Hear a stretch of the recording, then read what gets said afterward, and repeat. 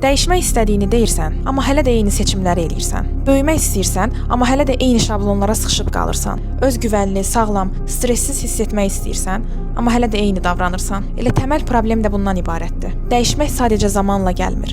Hərəkət, fəaliyyət və praktikdən ibarətdir. Məncə bu çoxlarının da başına gəlibdi. Düşünürsən ki, artıq əvvəlki kimi davranmayacağam, daha özgüvənli olacağam. Amma həmin an gəlib çatanda özgüvəni əldən verirsən. Həyəcanlanmağa başlayırsan, özünü idarə edə bilmirsən və bunun kimi problemlər özünə qarşı inamı itirir. Düşünürsən ki, mən bacarıqsız olaram, bacara bilmərəm, insanlar mənim haqqımda nə deyər, mənə baxıb gülərlər və s. kimi düşüncələr ağılda yaranır. Və bir şeyi də unutmamaq lazımdır ki, bunun kimi düşüncələr bizi hədəflərimizdən daha da uzaqlaşdırır. Ətrafdakı insanlar nə deyər, necə reaksiya verər kimi düşüncələr hamısı boş-boş mənfi düşüncələrdir mənim fikrimcə. Çünki düşünək ki, bir həyatdır və bu həyatın baş obrazı var. Hər bir insan öz həyatının baş obrazıdır və buna görə də kim nə deyər, necə reaksiya verər kimi düşüncələr boş-boş sadəcə zaman itkisidir. Çünki düşünün ki, o insanlar sadəcə anlıq reaksiyalar verirlər.